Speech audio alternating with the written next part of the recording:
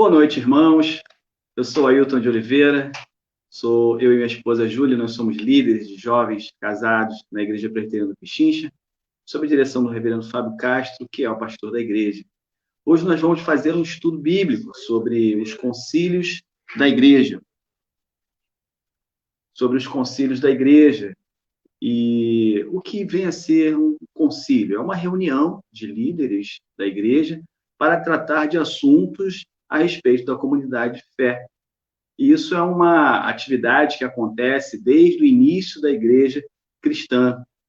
Eu poderia mostrar aqui alguns gráficos, mostrar muito material exposto para vocês irem acompanhando, mas é muita coisa. Acho que acaba ficando um pouco maçante um estudo com muitos gráficos, muitas tabelas, porque, no fundo, são 21 concílios ecumênicos que os historiadores relatam e dão riquezas de detalhe desde o início da igreja até os tempos atuais. Então, acompanhar isso fica muito cansativo. Eu pensei em fazer uma explanação um pouco mais livre, mais despojada, de forma assim mais descontraída, que fosse tipo uma conversa. E aí eu passaria para vocês essas informações dos concílios, nós vamos estudar a igreja, vamos estudar pontos muito centrais da fé cristã, a respeito da pessoa de Jesus Cristo, a respeito da natureza de Jesus Cristo, a respeito do Espírito Santo, e como esses assuntos teológicos eles se resolvem dentro da comunidade de fé através dos seus líderes e teólogos, tá? Vamos orar, irmãos, para nós começarmos a nossa conversa de hoje, nessa quinta-feira, estudo de quinta-feira? Oremos. Senhor nosso Deus, nós te agradecemos, Pai, por tudo que o Senhor tem nos dado, Senhor, pela saúde, pela segurança, Senhor, porque nós temos que sair e ir ao mercado, ir à farmácia, ir na rua, num tempo de pandemia, correndo o risco, Senhor, de contrairmos também, Senhor, esse vírus. Pai, mas o Senhor tem nos guardado e os irmãos que já passaram por essa experiência se recuperaram, alguns não se recuperaram, mas, Senhor, que o Senhor conforte os corações, que o Senhor faça com que essa vacina seja distribuída e aplicada na população, para que o Brasil volte às atividades comuns, para que a gente volte a um tempo normal e que cheguem, Senhor, dias melhores. Pedimos a iluminação do Espírito Santo para estudarmos a Tua palavra. E precisamos de Ti, Senhor, porque se o Senhor não nos iluminar, se o Senhor não nos abençoar, não poderemos transmitir esta palavra e nem tampouco poderemos compreender. Dependemos de Ti, Pai. Em nome de Jesus. Amém. Bom, como eu comecei a falar, os historiadores contam com riqueza de detalhes que, desde o início da igreja, já aconteceram 21 concílios ecumênicos na igreja, né? O primeiro concílio que aconteceu na igreja foi entre o ano 45 e 55 do primeiro século da era cristã, quando a igreja estava se formando e alguns homens judeus religiosos eles se converteram ao cristianismo, eles compreenderam que Jesus Cristo é o Salvador, entretanto, eles levaram para dentro da fé cristã os hábitos judaicos, como a lei moral e a lei cerimonial sendo cumprida como condição para ter uma aliança com Deus. E esses homens, eles saíram da Judéia e foram até a igreja de Antioquia, passando pelas cidades, dizendo para aqueles que haviam se convertido, no caso, os povos gentios, que eles precisavam ser circuncidados para poderem ser salvos e serem aceitos diante de Deus. Então, Paulo e Barnabé, eles percebendo aquela confusão que havia sido criada, né? Porque imagina se muitas pessoas se converteram a Jesus Cristo e alguém chega para elas e fala assim: vocês aceitaram Jesus, mas vocês não são salvas. Vocês não vão para o céu, vocês não vão ter nenhuma aliança com Deus, porque além de vocês terem crido no Cristo, vocês também terão que ser circuncidados. E aí isso chegou ao ouvido dos líderes da igreja, que estava se expandindo, se distribuindo por toda a Palestina, e Paulo e Barnabé foram para Jerusalém para se reunir com os presbíteros locais e conversar sobre o assunto. E chegaram a uma conclusão que eles precisariam assim, conversar sobre aquilo, explicar para o povo que eles estavam errados, né? Então, o que eles fizeram? Chegaram em Jerusalém e contaram para os irmãos que a igreja estava crescendo, que a igreja precisava de atenção e que a igreja precisava não viver aquele momento de crise, aquela confusão, aquela dúvida, aquele cisma de pessoas desesperadas. E agora? Eu me converti a Jesus, mas eu não estou salvo? Como é que é isso?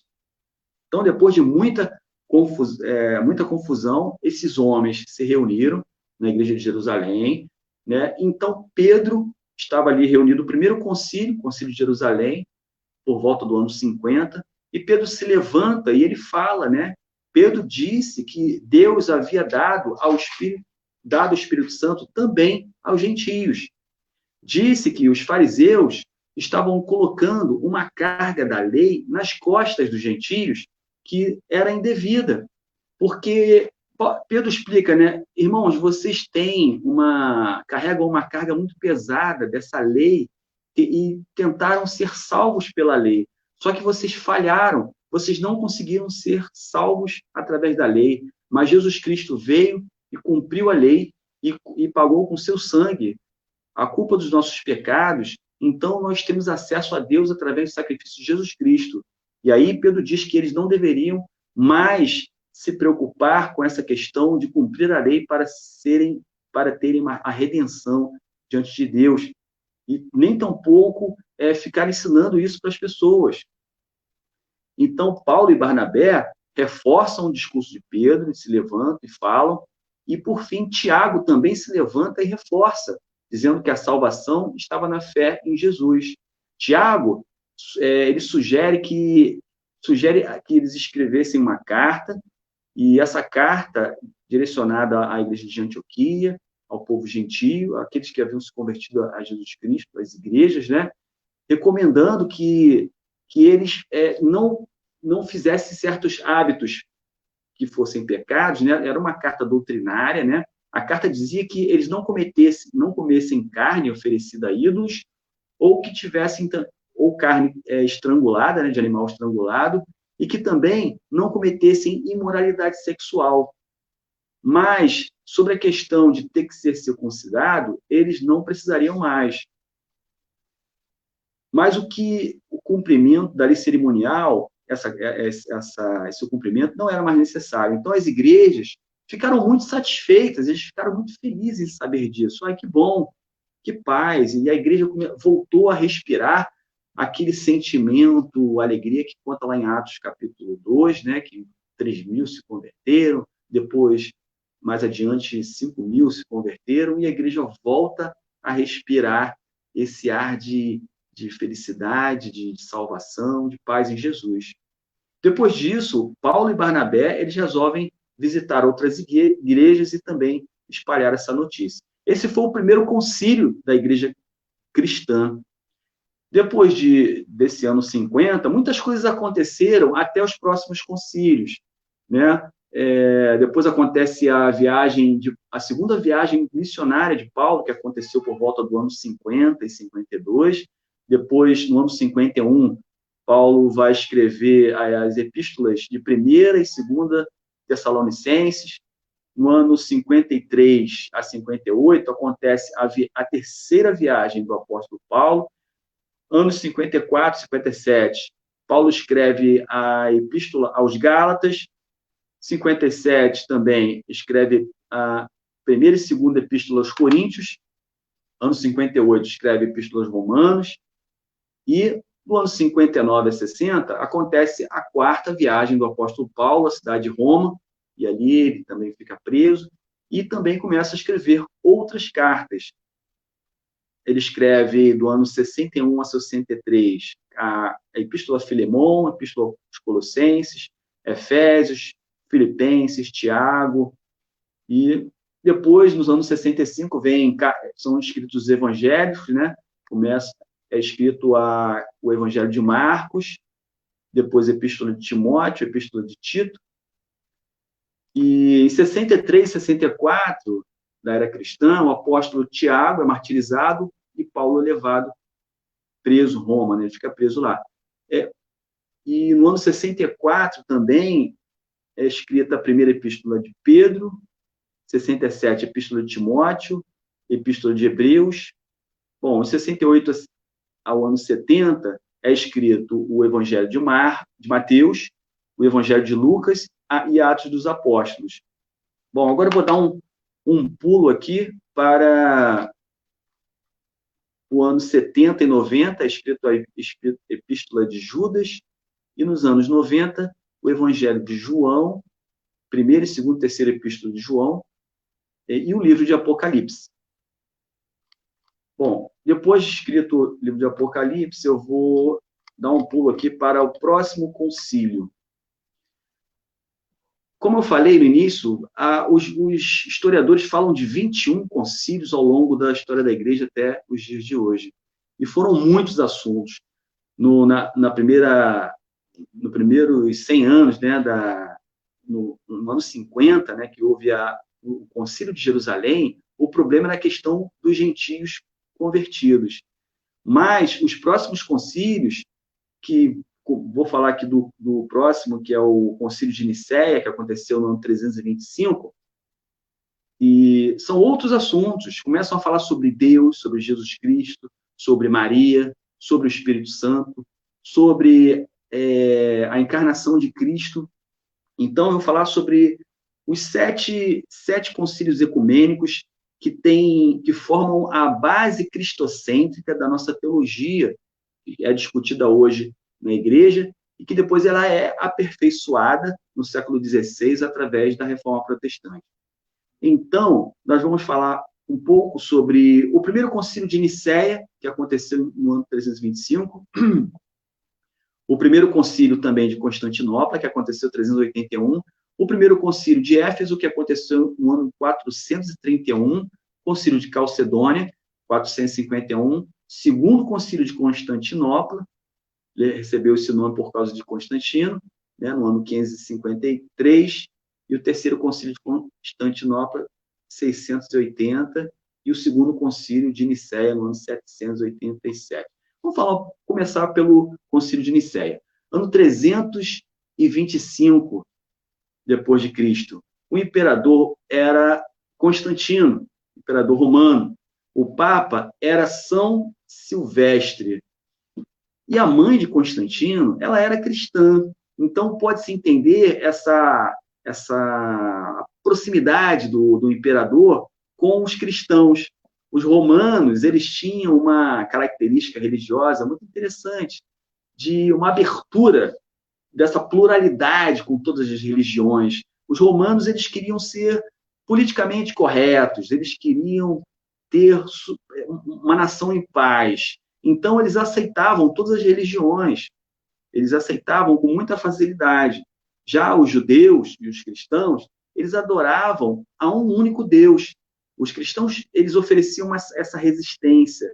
Era um problema politicamente correto para uma nação que buscava a pacificação daqueles muitos povos ali na região da Palestina. Por isso, os cristãos e os judeus, eles representavam para o Império Romano uma possibilidade de crise, uma possibilidade de crise religiosa, uma possibilidade de alguém, de um líder se levantar e lutar contra essa política de paz, né, de pacificação, de pluralidade, de tolerância religiosa. Então, os romanos se preocupavam com isso. Constantino, ele tinha uma simpatia com os cristãos porque a mãe dele era cristã. E Constantino publica uma coisa chamada Édito de Milão, que era a livre profissão de fé dos cristãos.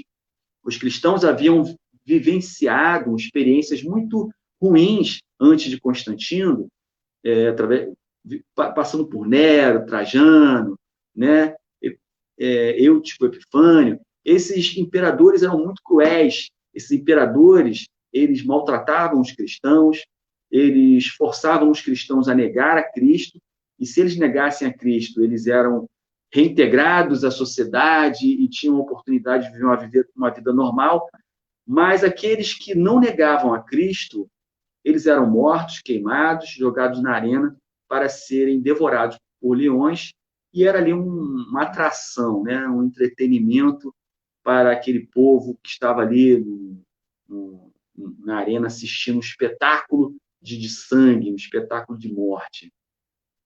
Então, nesse período, surge uma controvérsia teológica em Alexandria, entre dois bispos, que eram o bispo Atanásio e o Ário. Atanásio e Ário, eles começam a discutir questões teológicas.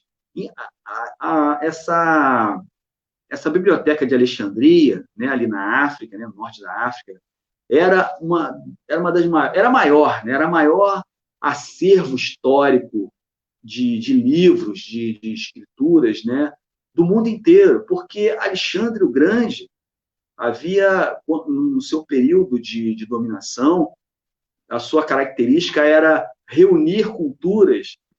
Ele gostava de valorizar as culturas e ele preservava tudo. Então, criou-se uma biblioteca, um centro cultural em Alexandria, e ali tinha os bispos, né? Bispos Atanásio e o Ário.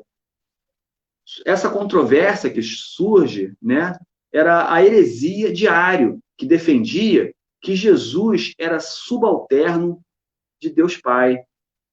Ário fazia uma hierarquia bem sistemática, dizendo que Jesus Cristo ele era inferior a Deus Pai.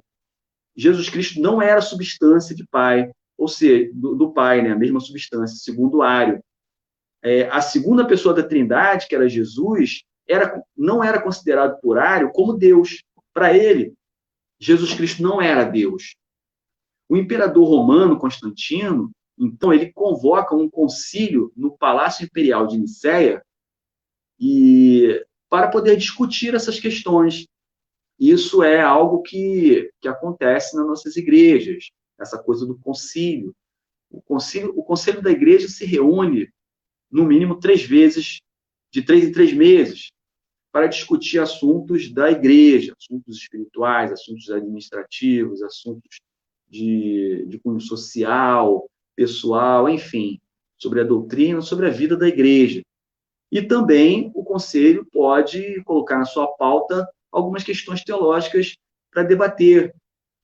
A Igreja Presbiteriana do Brasil, ela tem uma doutrina, ela tem um código de fé, um símbolo de fé, né? 3 símbolos de fé, mas pode ser que amanhã a Igreja Presbiteriana ela queira discutir um assunto muito moderno, atual, algo que surgiu e tem confundido a igreja. Então, a Igreja Presbiteriana pode convocar uma reunião, um concílio, para debater sobre tal assunto e depois fazer um documento, né, uma carta, e distribuir essa carta por todas as igrejas presbiterianas para que elas tomem conhecimento das decisões do Concílio da Igreja Presbiteriana do Brasil. Meu cachorro está latindo. Então surge essa controvérsia, o imperador romano Constantino, né, ele convoca o concílio no Palácio Imperial de Nicéia, mas ele mesmo não participa desse concílio. E ele acontece no dia 20 de maio até 28 de julho do ano de 325 depois de Cristo. E cerca de 300 pessoas participam desse debate, né? A teoria de Atanásio, então, ela vence a teoria de Ário nessa grande discussão. E o concílio decide, então, reformular o termo da consubstanciação e determina que o Filho, Jesus Cristo, né, possui a mesma substância que o Pai. Então, eles fazem uma carta e nessa carta eles definem isso, né, fazem um credo apostólico, um credo nicênico, né, definindo essa questão, que o Filho tem a mesma substância do Pai. Jesus Cristo, ele procede do Pai. Depois disso, acontece um outro concílio também para debater novas questões da igreja, porque vão surgindo heresias, vão surgindo um confrontamento entre tudo aquilo que os apóstolos haviam ensinado para a igreja contra a filosofia grega, porque era uma cultura helenista, né? Helenística que predominava na região. Então, vinha tudo que filosofia grega, conceitos pagãos, tentavam entrar na igreja e nessa época, né, que surgem os apologetas, eram cristãos que defendiam o Evangelho de Jesus Cristo, a sã doutrina. E o próximo concílio é o Concílio de Constantinopla, no ano de 381. Qual era o contexto? O que estava acontecendo? Como era o momento histórico quando acontece esse concílio de Constantinopla no ano de 381? Constantinopla ficava onde hoje é a cidade de Istambul, na Turquia, né? Hoje é Istambul, antigamente era Constantinopla. O imperador romano já era Teodósio, e o Papa é o São Damaso. São Damaso era o Papa da época. Teodósio, então, que é o imperador, ele decide fazer do cristianismo a religião oficial do Império Romano. E aí vocês vão observar no YouTube vários teólogos dizendo o que pensam a respeito dessa decisão do imperador, né? Porque o povo romano, os povos que viviam na Palestina, que não eram o povo judeu, eles tinham suas crenças, seus hábitos, mas o imperador, ele percebe que o povo cristão era disciplinado. O povo cristão, ele tinha uma tendência a ser homogêneo, a ter princípios, a ter um comportamento padrão. Era um povo muito mais fácil de lidar e de governar, porque o que um pensava, o outro pensava e todos pensavam. Eles tinham um código de ética, de disciplina, de comportamento. E um dos problemas que o imperador precisava administrar eram crises, eram pensamentos diferentes, eram pluralidades, outras filosofias. E governar sobre um povo que mantém, preserva um pensamento, uma cultura, uma postura, um código de ética, é muito mais confortável. E aí os historiadores vão dizer que a decisão de Teodósio de tornar todo o Império Romano cristão foi uma decisão política. Bom, e aí surge, então, nesse momento, a controvérsia a respeito da terceira pessoa da Trindade. Quem é a terceira pessoa da Trindade? Espírito Santo.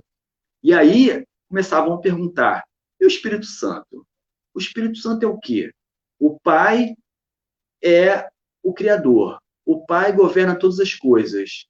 E decidimos, então, no Concílio de Nicéia, que o Filho procede do Pai. Ele tem a mesma substância. E aí, e o Espírito Santo é o quê? Ele é subalterno ao Pai e ao Filho? Ele é um anjo? O que ele é? E aí começaram a surgir várias ideias, heresias e pensamentos a respeito do Espírito Santo. Então, a pauta nessa reunião era discutir sobre o Espírito Santo. E estiveram presentes 150 bispos do Oriente, que era uma quantidade maior, né? O Oriente tinha muito mais representantes do que do Ocidente, porque nesse momento a Igreja, o Império Romano, ela tinha bispos, né, que ficavam no Ocidente, outros no Oriente, espalhados. E o Papa São Damaso só que o Papa esteve ausente nesse momento. E reconhece como dogma a natureza divina do Espírito Santo. Então, esse concílio de Constantinopla, no ano 381, eles decidem que o Espírito Santo ele tem uma natureza divina, ele também é Deus. Logo depois vem um outro concílio, é o primeiro concílio de Éfeso, a cidade de Éfeso, no ano 439. O imperador romano é Teodósio II, nesse momento, e o Papa é São Celestino.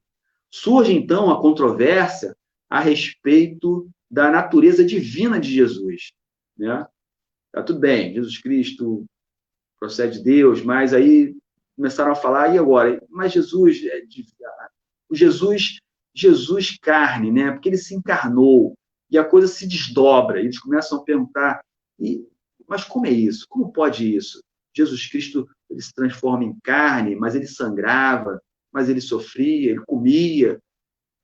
E aí, Nestório, ele é um teólogo, né? Ele dizia que Maria era mãe de Cristo, e em grego é Christotokos, né? E não como mãe de Deus, Theotokos. Ele dizia que Maria era mãe de Cristo e não era mãe de Deus. E Nestório dizia que Jesus não era Deus encarnado, mas sim um homem comum que Deus habitava no seu corpo. Como assim?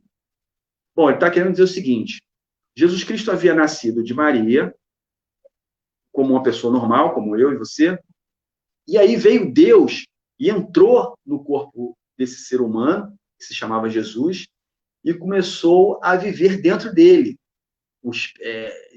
Esse Cristo divino, essa entidade divina, essa partícula Deus que habitou entre nós, ele entra em Jesus e ele começa a viver dentro de Jesus, que era uma pessoa normal. Isso é a teoria de Nestório, uma teoria herética, uma heresia. Tá? Então, o imperador Teodósio II ele convoca o Papa e a pedido do monge Nestório para discutir sobre essa questão. E na pauta da reunião, o tema, eles tentam solucionar o problema levantado acerca da natureza divina de Jesus, né? E tem Cirilo, que é um teólogo também de Alexandria, ele era o representante oficial do Papa, e Cirilo de Alexandria, ele refuta as teses de Nestório, ele vai combater essa teoria de Nestório, dizendo que não era isso, que Nestório estaria errado, que Jesus Cristo não era um homem comum que havia sido habitado por um Espírito de Deus.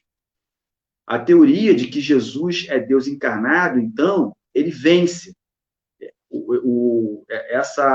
Esse concílio de Éfeso, a questão que vence, né, a questão que é mais votada é que Jesus é Deus encarnado. Logo, eles consideram que Maria era mãe de Deus. Então, eles começam a considerar a teoria do Theotokos. Tá? Veja bem, nós vamos, daqui para frente, observar várias mudanças, várias conclusões a respeito de Maria, Deus e Espírito Santo. E a gente vem até a Reforma Protestante, no século XVI, né? É o que nós preservamos, o que foi determinado na Reforma Protestante. Então, eu vou falando aqui algumas deliberações desses concílios parciais, tá? Então, você precisa acompanhar até o fim, porque se você largar nossa live nesse momento, pode ser que você vá sair por aí com a conclusão errada. Então, calma, que nós estamos apenas abrindo e problematizando a questão, mas, ao final, nós vamos dar uma conclusão, um fechamento a respeito da nossa teologia reformada cristã. O povo de Éfeso, então, eles gostaram muito desse resultado, o resultado que haviam decidido no ano 439 a respeito de Maria, porque nesse momento eles decidiram que Maria era mãe de Deus, e esse povo de Éfeso era um povo muito devoto de Maria, era um povo que gostava muito da figura de Maria. Então eles começam a festejar, eles ficam muito felizes. Ai, que bom! Maria é mãe de Deus, porque Jesus é Deus e Maria é mãe dele, então Maria é Deus. Então eles foram interpretando a coisa nessa direção, colocando Maria lá para as alturas, né, como uma deusa.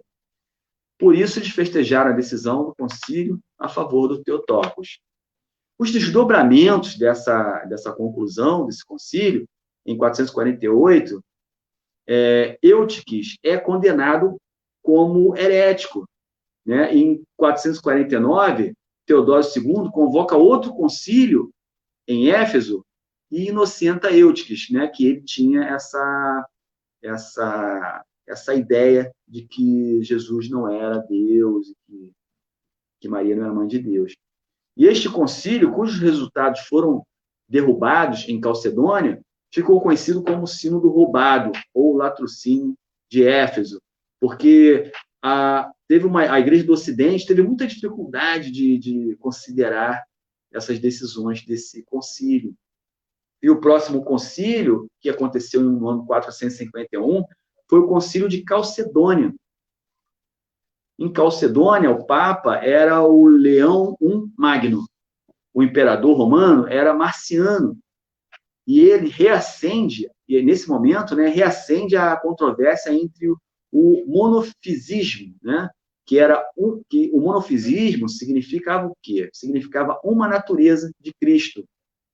Era o monofisismo contra o diofisismo, que defendia as duas naturezas de Cristo. Vamos lá, deixa eu explicar bem. Monofisismo defendia que Cristo tinha uma natureza. Diofisismo defendia que Jesus tinha duas naturezas. Bom, agora você vai ver que isso vai complicar um pouco a cabeça. As pessoas estão começando a ficar doidas, não sabiam o que pensar. E Eutiques afirmava que Jesus Cristo era Deus com aparência humana. Então, veja bem, o que a gente pensa hoje a respeito de Jesus Cristo? O que a Igreja Presbiteriana pensa nesse particular, nessa questão da pessoa de Jesus Cristo? Jesus Cristo, ele é uma pessoa só. Entretanto, ele tem duas naturezas. Jesus Cristo é 100% homem e 100% Deus. Ele tem uma natureza humana e tem uma natureza divina. Mas ele é uma pessoa só. Nesse contexto aqui, do ano 451, o Eutiques está dizendo que Jesus Cristo eram duas pessoas, sabe? Uma coisa assim, nem ele mesmo conseguia definir isso direito e criou uma confusão muito grande. Então, na pauta dessa reunião, foi um dos mais concorridos, pois participaram mais de 600 bispos nesse concílio. E condenou-se o que dizia Eutiques. Então, o concílio passou a considerar como dogma a unidade das duas naturezas, completas e perfeitas em Jesus Cristo, humana e divina. É escrita a carta dogmática. Então, essa carta dogmática é escrita e ela é distribuída para as igrejas, explicando que Jesus Cristo ele é homem e Deus numa mesma natureza. As outras igrejas ortodoxas do Oriente, elas não reconhecem, né, este concílio e nenhum dos posteriores. Então, cria-se uma confusão de igrejas, uma pensa que a outra. Decidiu-se que em Jesus há duas naturezas, a humana e a divina. Nos desdobramentos, os patriarcas do Oriente apoiam o imperador. O Ocidente ficou contra a teoria de Jesus ter duas naturezas. E o Papa condenou os 3 capítulos, mas os protestos do Ocidente fizeram com que ele voltasse atrás em sua condenação. Bom, depois vem, no ano 553, o Segundo Concílio de Constantinopla. O Segundo Concílio em Constantinopla, né? No contexto, o imperador convocou, então, o Segundo Concílio de Constantinopla para resolver a controvérsia. E o imperador Justiniano I queria reconciliar os monofisistas, né? Aqueles que consideravam Jesus que tinha uma natureza única, porque eles foram retalhados, eles foram marginalizados, eles foram considerados uns hereges. E o imperador Justiniano ele queria reconciliar esse povo, né? E corria uma heresia que ensinava que havia duas pessoas distintas na encarnação de Cristo, né? Nós acreditamos que Jesus é uma pessoa só, com duas naturezas. E a controvérsia nesse momento, a confusão que isso se desdobrou, foi que haviam duas pessoas. Jesus Cristo eram duas pessoas. E na pauta da reunião, né, eles discutem no concílio a presença dos bispos orientais era bem maior e condenaram os chamados 3 capítulos. O que eram os 3 capítulos? Os 3 capítulos eram as obras de autores que foram considerados nestorianos, né? O Nestor. O que o Nestor dizia? O Nestor dizia que Jesus não era o Deus encarnado, mas sim um homem comum, e que Deus habitava no corpo desse homem.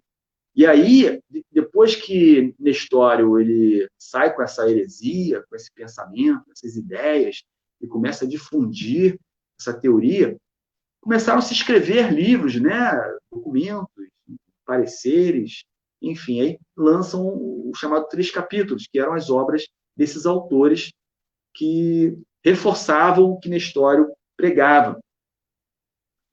Então, nesse concílio, eles condenam todas as obras que reforçavam a teoria de Nestório. Condenou-se os 3 capítulos e, indiretamente, também o Papa Vigílio. Né? Nessa época, o Papa entrou aí eles condenaram o Papa por conta do Papa ter apoiado, por ter sido incompetente em impedir o crescimento das teorias de Nestório. Os desdobramentos disso é que Justiniano ele não consegue reconciliar os monofisistas que permaneceram separados dos demais cristãos. Isso foi o desdobramento. Depois, no ano 680, o que acontece? Acontece o terceiro concílio de Constantinopla. No contexto do ano de 680, depois de Cristo, qual era o contexto? Crescia uma controvérsia do monotelista. Dizia que Jesus teria 2 naturezas, a divina e a humana, mas teria apenas uma vontade, a divina. Olha só como eles começam a tirar conclusões, a elaborar, a especular, né? Essas teorias elas vão se desdobrando e necessita sempre de se reunir novamente a igreja para discutir a teologia. Então, o monotelista dizia que Jesus teria 2 naturezas, a divina e a humana, mas teria apenas uma vontade, a divina. Ou seja, o homem Jesus, ele era totalmente controlado pelo homem divino, o divino que estava no corpo de Jesus, entendeu? É uma coisa assim, bem doida. E na pauta, eles condenam a teoria do monotelista. Essa teoria ela cai e, novamente, eles precisam se reunir no segundo concílio de Nicéia, no ano 787. E a pauta, né, o que eles vão discutir no ano 787, no concílio de Nicéia? Eles vão falar sobre a veneração de imagens de santos. Ou seja, eles legitimam isso. A igreja, ela legitima essa coisa de adorar os santos, de valorizar os santos. Os santos tinham poder, os santos eles podiam intervir na vida das pessoas, na história, e poderiam ajudar, enfim, as pessoas rezavam para os santos e esperavam dele uma resposta. Bom, como falei no início, os historiadores falam de muitos concílios mesmo, mas a gente não vai falar dos mais de 20 concílios, nós vamos aqui começar a concluir, fechando a nossa reunião, falei dos principais, esses 7 conselhos ecumênicos, eles vão dar a sustentação para a nossa base cristológica que temos hoje, que mais tarde, no século XVI, ela é aperfeiçoada e se escreve a Reforma Protestante, né? A Confissão de Fé de Westminster, né? O Breve Catecismo, o Catecismo Maior. Mas, no dia 13 de dezembro de 1545, de 1545 a 4 de dezembro de 1563, eu quero falar só do Concílio de Trento, que foi uma reação ao protestantismo no contexto da Reforma Protestante, ou seja, a Reforma Protestante ela acontece no século XVI, né, 1517, o Martinho Lutero ele prega lá as 95 teses na porta da Catedral de Wittenberg, né?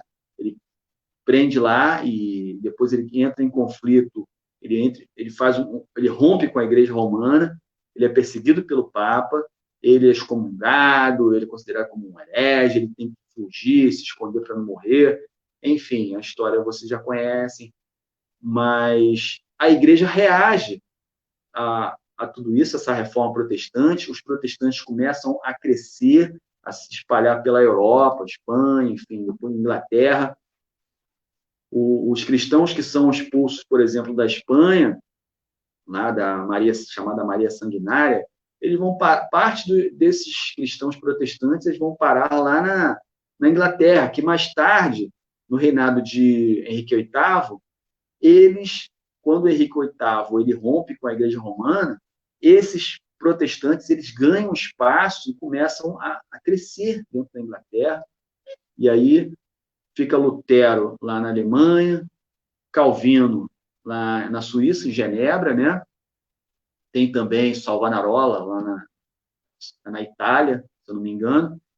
E os protestantes começam a crescer muito. E a igreja romana, ela reage e ela promove o chamado Concílio de Trento, que acontece de 13 de dezembro de 1545 a 4 de dezembro de 1563, que foi uma reação ao protestantismo, que acontece no contexto da Reforma Protestante. Bom, de tudo isso, eu quero destacar aqui, já caminhando para o final do nossa conversa de hoje sobre Reforma Protestante, sobre concílios, 2 credos que resumem bem a fé cristã reformada, 2 credos que resistiram ao tempo e eles podem ser encontrados aí até algumas Bíblias da Igreja Presbiteriana tem lá o credo apostólico, né? O que era um credo apostólico? Na verdade, o credo, né? O credo era após um concílio em que se discutia sobre teologia, sobre a sã doutrina, e a partir do momento que ficam definidas tudo que se pensa, os pressupostos, o que deve se pensar a respeito da fé e das escrituras, era escrito um credo, e esse credo era distribuído para as igrejas, né? E as pessoas decoravam os credos, as pessoas ficavam liam os credos nas cerimônias. Então, vou falar do credo apostólico. O credo apostólico, por exemplo, a data de criação dele é desconhecida, mas acredita-se que ele tenha sido concebido ali em primeiro e segundo século, né? E é uma resposta às heresias da época. Por exemplo, uma heresia que tinha no primeiro século e segundo século era o gnosticismo, que era muito forte. Então, o credo apostólico ele vem dar uma resposta a essas heresias que tentavam invadir a igreja, essas falsas profecias, essas falsas escrituras, falsas conclusões a respeito da palavra de Deus. E o credo apostólico diz o seguinte, eu vou ler para você. Ele diz assim: creio em Deus Pai Todo-Poderoso, Criador do céu e da terra. Creio em Jesus Cristo, seu único Filho, nosso Senhor, o qual foi concebido por obra do Espírito Santo, nasceu da Virgem Maria, padeceu sob o poder de Pôncio Pilatos, foi crucificado, morto, sepultado, desceu ao Hades, ressurgiu dos mortos ao 3º dia, subiu ao céu, está assentado à mão direita de Deus Pai Todo-Poderoso, de onde há de vir para julgar os vivos e os mortos. Creio no Espírito Santo, na Santa Igreja Universal, na comunhão dos santos, na remissão dos pecados, na ressurreição do corpo, na vida eterna. Amém. Esse credo apostólico, ele menciona Igreja Universal, mas a Igreja Universal, a Igreja Católica, ela tem o mesmo significado, né? Nós somos é muito diferente do que a Igreja Universal do Reino de Deus, né? Essa bandeira, essa denominação. No sentido aqui, Igreja Universal era a Igreja de Cristo, que universal significa católica, né? A Igreja de Cristo, toda a igreja cristã. Tem também o credo niceno, que foi escrito no Concílio de Nicéia. O credo niceno, ele reúne todos os pressupostos no ano 325, quando eles discutem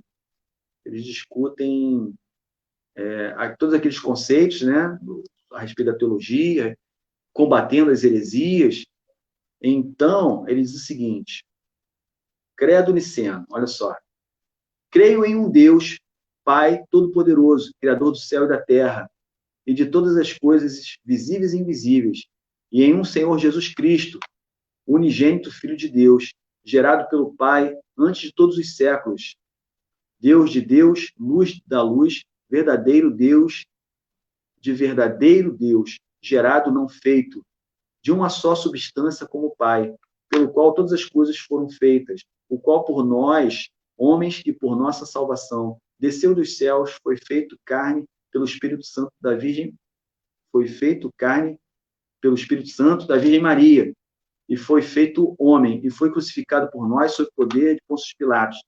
Ele padeceu e foi sepultado, e no terceiro dia ressuscitou, conforme as Escrituras, e subiu ao céu e assentou-se à direita do Pai. E de novo há de vir com glória para julgar os vivos e os mortos, e seu reino não terá fim. E no Espírito Santo, Senhor e vivificador, que procede do Pai e do Filho, que com o Pai e o Filho conjuntamente é adorado e glorificado, que falou através dos profetas. Creio na Igreja Una, universal e apostólica. Conheço um só batismo para a remissão dos pecados e aguardo a ressurreição dos mortos da vida do mundo vindouro. Bom, esse é o credo niceno. O credo era a reunião de tudo que se foi decidido num concílio de homens que são bispos, que são homens de Deus, que são teólogos, que estavam ali para proteger a igreja das falsas doutrinas, das heresias do tempo. A Igreja Presbiteriana do Brasil, ela crê que Jesus Cristo ele veio da Virgem Maria no poder do Espírito Santo, assim como anunciou o anjo a Maria, e ela concebeu Jesus pelo poder do Espírito Santo. Jesus ele é 100% homem, 100% Deus. Ele é uma pessoa com duas naturezas, né? Jesus Cristo ressuscitou e subiu aos céus, foi glorificado, e hoje ele tem todo o poder e toda a glória, né? Ele é o Deus encarnado, ele é o Verbo que se encarnou. Ele morreu, ressuscitou, subiu aos céus e um dia voltará para nos buscar. E nós também seremos glorificados, receberemos um novo corpo. E Jesus Cristo, ele, como semente da mulher que nasceu, morreu e ressuscitou, ele precede aquilo que nós também vamos, aquilo que também vai acontecer conosco. Nós também ressuscitaremos, assim como Cristo ressuscitou. Bom, irmãos, nós terminamos a nossa conversa de hoje, e para você entender que discutir teologia é uma coisa que gasta tempo, que requer muita oração, e tem que ser homens que são iluminados pelo Espírito Santo, porque as decisões que são tomadas no concílio, elas vão refletir na vida da comunidade de fé. É algo assim com muita responsabilidade, é algo que sempre é feito pensando na guarda da sã doutrina, sempre com base nas Escrituras, buscando em Deus a sabedoria, porque esses homens que estão à frente da igreja, eles se reúnem para cuidar da igreja, para cuidar da guarda das Escrituras, para cuidar da vida espiritual do povo de Deus. Amém?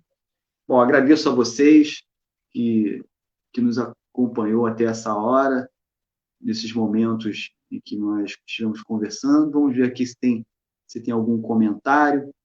Só as pessoas dizendo boa noite, boa noite. Bom, alguma dúvida que nós tivermos depois, nós poderemos conversar no grupo da igreja, ou até mesmo na igreja, quando nós retornarmos. Se Deus quiser, isso vai acontecer logo.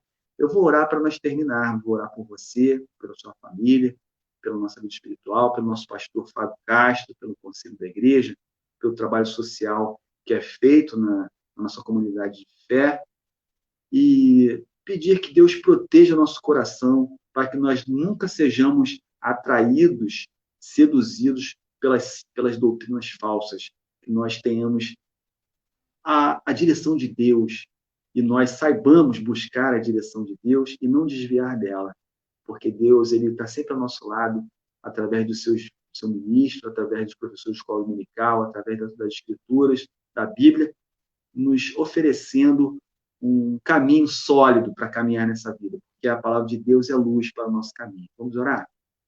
Senhor Deus, te agradeço, Senhor, por essas horas tão benditas, tão agradáveis com o teu povo, Senhor, o povo da igreja, onde estivemos estudando a tua palavra, a história da igreja, conversando, Senhor, sobre momentos importantes, momentos críticos que a igreja enfrentou e teve que passar para ser o que ela é hoje, Senhor. No final, chegamos à conclusão, Senhor, que a tua igreja, esta que está hoje viva, esta que está aberta para receber as pessoas do mundo e para que elas possam ouvir a tua palavra, essa igreja foi dirigida pelo Espírito Santo. Essa igreja foi protegida por ti. O Espírito Santo é o grande missionário, ele é aquele que nos ensina o caminho, ele é o grande planejamento da tua igreja, é aquele que traça o destino da tua casa e da história dos cristãos nesse mundo. Nós te agradecemos por tudo, Senhor. Pedimos pela cura do nosso povo, Senhor, por essa fase de pandemia, que essa fase ela passe, Senhor, que as famílias elas sejam curadas, que elas sejam guardadas, Senhor. Cura, Senhor, o mundo, o Brasil, e dá, Senhor, sabedoria e direção para aqueles que estão à frente dessa batalha em favor da saúde do nosso povo. É o que nós pedimos em nome de Jesus. Amém. Obrigado, gente. Foi um prazer estar com vocês. Uma alegria muito grande. Eu vou me despedir aqui. Um abraço, gente. Fica com Deus. Muito obrigado por tudo. Até mais.